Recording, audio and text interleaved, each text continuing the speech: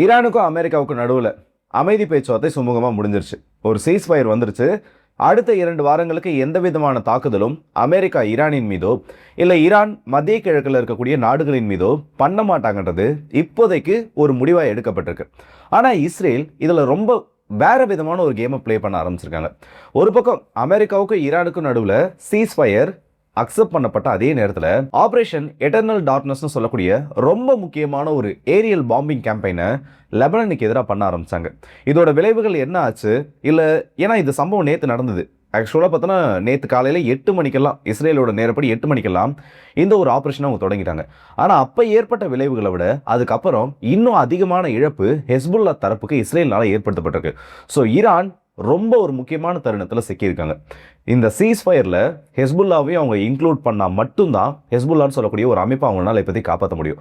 அப்படி இல்லையா ரொம்ப பெரிய ஒரு கேஷுவாலிட்டியை, ரொம்ப அதீத ஒரு பேரிழப்பை லெபனனுக்குள்ளே ஏற்படுத்துறதுக்கான அத்தனை வேலைகளையும் இஸ்ரேல் தொடங்கிட்டாங்க. ஸோ இந்த மாதிரி நிறைய அப்டேட்ஸ் கிடச்சிருக்கு. இது எல்லாத்தையுமே இந்த ஒரு பதிவில் பார்த்துலாம். ஸோ வாங்க வீடியோக்குள்ளே போயிடலாம். நான் உங்கள் லாக்கி தம்பிக் ஷாரங்கன், டிபி ட்ரெண்டிங்ஸ்.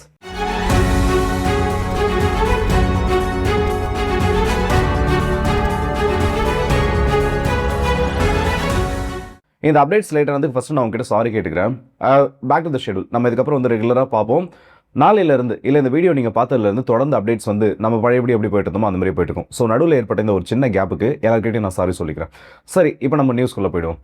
முதல்ல இருக்கக்கூடிய செய்தி என்ன? அமெரிக்காவுக்கும் இஸ்ரேலுக்கும் ஈரானுக்கும் இந்த 3 தரப்புக்கு மத்தியில் ஒரு சீஸ்ஃபயர் ஏற்பட்டுச்சு. ஏன்னா இந்த நியூஸ் தான் வந்து நேத்தே வந்துருச்சு. அப்புறம் எதுக்கு நீ இப்போ புதுசாக சொல்லணும்னு பார்த்தனா, ஆக்சுவலாக நேற்று நம்ம வீடியோ போடல. ஸோ அதனால ஒரு சின்ன ரீகேப் மாதிரி கொடுத்துட்டு அதுக்கு பின்னாடி என்ன நடந்துட்டு இருக்குன்றத சொல்கிறேன். அப்போ அமெரிக்காவுக்கும் ஈரானுக்கு நடுவில் சீஸ்ஃபயர் ஏற்பட்டுச்சு. பாகிஸ்தானோட மீடியேஷனில் இந்த ஒரு சீஸ்ஃபயர் ஆனது இப்போதைக்கு கொண்டு வரப்பட்டதா சொல்லியிருக்காங்க.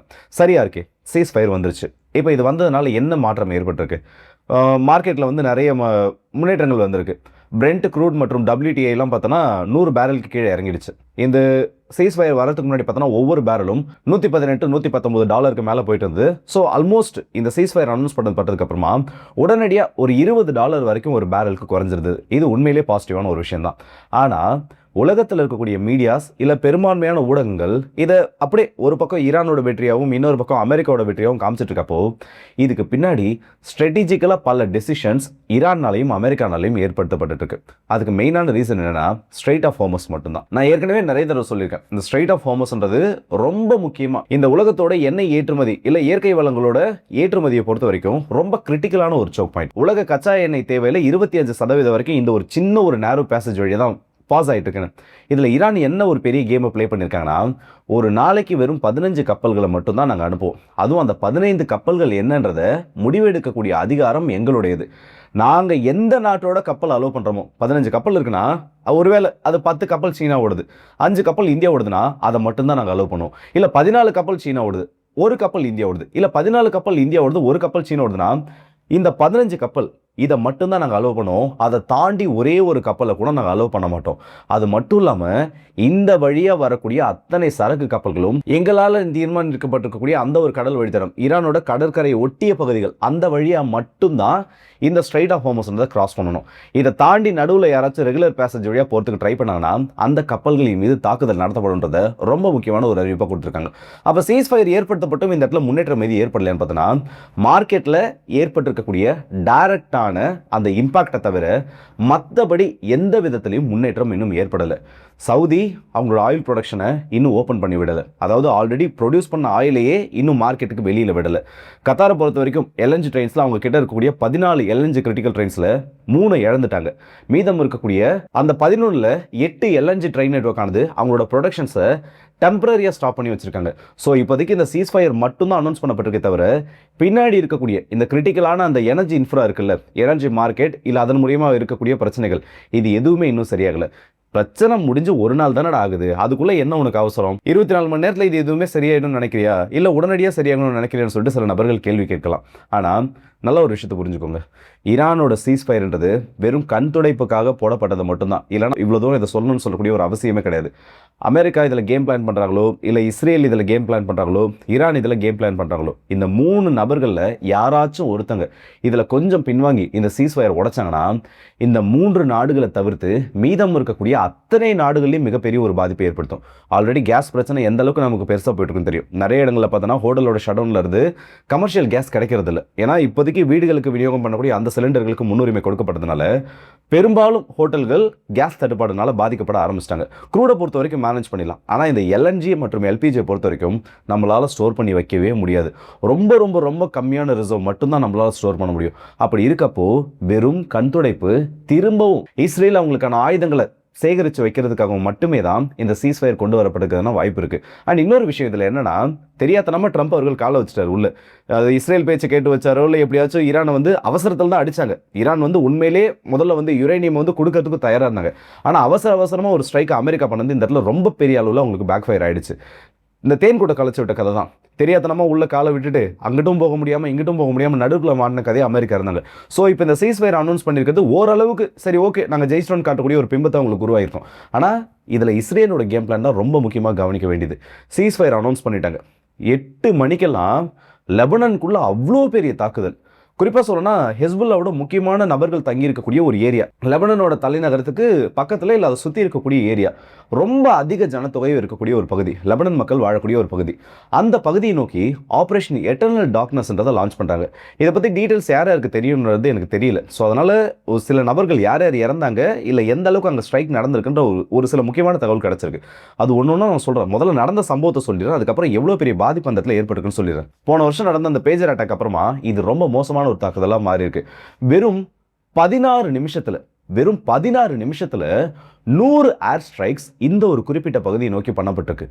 கட்டிடங்கள் அனைத்தும் தரைமட்டமாக்கப்பட்டது மட்டும் இல்லாமல் கார்பெட் பாம்பிங், இது போன தடவை ஹசன் நசரல்ல கொல்லப்பட்டப்போ அந்த டைம்ல இஸ்ரேல் பயன்படுத்தின ஒரு ஸ்ட்ராட்டஜி. எக்ஸாக்டா அதே ஸ்ட்ராட்டஜி அந்த குறிப்பிட்ட ஒரு ஏரியாவை நோக்கி 100க்கும் அதிகமான ஏர் ஸ்ட்ரைக்ஸை பண்ணி இஸ்ரேல் திரும்பவும் நடத்தி முடிச்சிருக்காங்க. இது மட்டும் இல்லாமல் பேரலா இஸ்ரேல் லெபனான் எல்லையை ஒட்டி இருக்கக்கூடிய பகுதிகளில் இஸ்ரேலோட ஆர்ட்லரி யூனிட்ஸும் மோட்டார் ஷெல்ஸ்ன்றதும் இது வரைக்கும் இல்லாத அளவுக்கு 2026 இந்த இஸ்ரேலுக்கும் லெபனானுக்கும் பிரச்சனை ஏற்பட்டதுக்கு அப்புறமா இல்லாத அளவுக்கு அதிகப்படியாக உள்ள விழுந்திருக்கு. இந்த ஒரு நாளில் மட்டும் இஸ்ரேல் பயன்படுத்தியிருக்கக்கூடிய ஆயுதமானது கடந்த 10 நாட்கள் எந்த அளவுக்கு சேர்த்து இஸ்ரேல் லெபனான் மீது பயன்படுத்தினாங்களோ அந்த 10 நாட்களோட வெப்பன்ஸையும் ஒரே நாளில் பயன்படுத்துறதுக்கு ஈடாக பார்க்கப்பட்டு இருக்கு. இவ்வளோ பெரிய ஒரு ஏர் ஸ்ட்ரைக்கை எதுக்கு பண்ணணும்? நேற்று பார்த்தோன்னா லெபனான் முழுக்க பெரும் பதற்றம். பெல்ஜியமோட ஃபாரின் மினிஸ்டர் இன்னைக்கு ஒரு ஸ்டேட்மெண்ட் சொல்லியிருக்காரு. எங்களோட எம்பசி இருக்கக்கூடிய இடத்துல இருந்து வெறும் 100 மீட்டர் தொலைவில் தான் இந்த பாம்பிங் கேம்பெயின் நடந்த இடம் இருக்கு.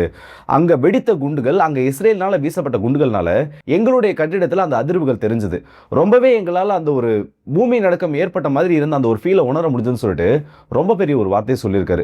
இந்த 100 மீட்டர் தொலைவுன்றது ரொம்ப பெரிய தூரம்லாம் கிடையாது, பக்கத்துல தான். இங்க நம்ம நின்றுட்டு இருக்கோம்னா நம்ம பார்க்கக்கூடிய தொலைவில் ஒரு குண்டு விழுந்து வெடிக்குது.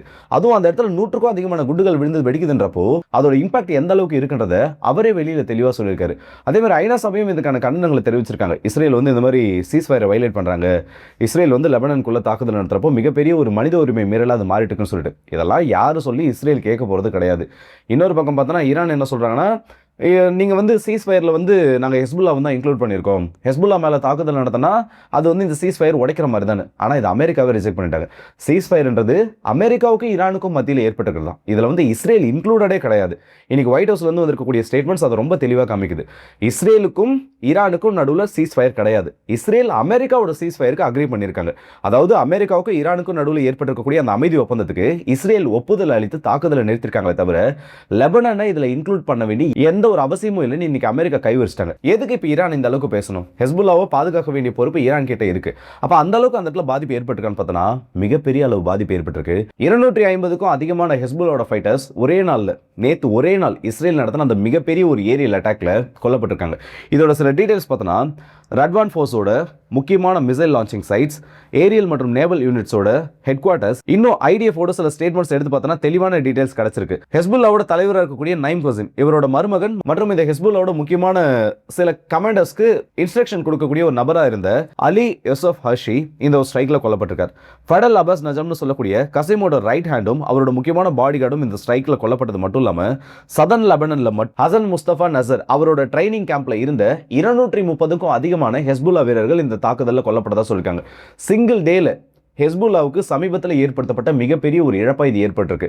அப்ப என்னப்பா இஸ்ரேல் இந்த சீஸ்ஃபயர் அனௌன்ஸ் பண்ணது இப்படி ஒரு தாக்குதல் நடத்துறாங்களான்னு பார்த்தோன்னா பிரைம் மினிஸ்டர் பெஞ்சமின் நெத்தன்யாஹூ அவர்களோட சில ஸ்டேட்மெண்ட்ஸ் எடுத்து பார்க்குறப்போ இது எங்களோட பிளான்ல ஆல்ரெடி இருந்துச்சு.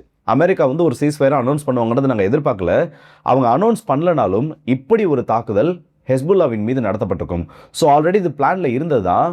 இன்னமும் ஆல்ரெடி வந்து 5 பாயிண்ட் லைன்ன்றதை டெப்ளாய் பண்ணியிருந்தாங்க உள்ள. அதாவது உள்ளே போயிட்டு ஒரு பஃபர் ஜோன் கிரியேட் பண்ணுறதுக்காக. அது இப்போ 15 பாயிண்ட்ஸ் லைனாக மாறி இருக்கு. இன்னும் அவங்க எக்ஸ்டெண்ட் பண்ணிட்டே போகிறாங்க.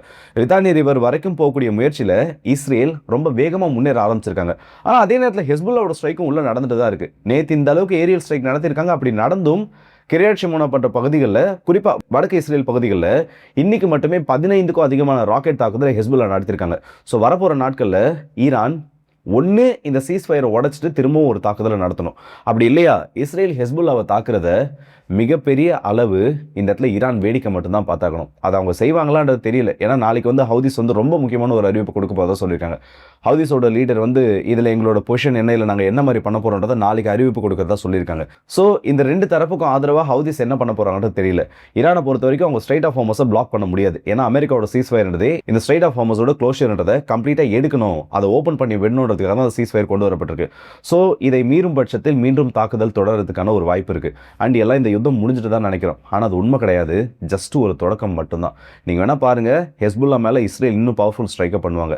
இதை காரணமாக வச்சு ஹவுதீஸ் இஸ்ரேல் அடிப்பாங்க. அதுக்கு ரிட்டாலியேஷனுக்கு இஸ்ரேல் ஹவுதீஸ் அடிக்கிறப்போ திரும்பவும் ஈரான் இதுக்குள்ளே வர வேண்டிய ஒரு தேவை கண்டிப்பாக ஏற்படும். ஸோ இந்த வீடியோ பற்றி உங்களோட கருத்துக்களை மறக்காம கமெண்ட் செக்ஷனில் சொல்லுங்கள். அண்ட் ஹெஸ்புல்லா விசஸ் இஸ்ரேல், இதில் ஈரானோட முடிவு என்னவா இருக்குன்னு உங்களுக்கு என்ன தோணுன்றதையும் மறக்காம கமெண்ட் சொல்லுங்கள். ஸோ அடுத்த வீடியோ சந்திப்போம். அது விடுவது உங்கள் எல்லாருக்கே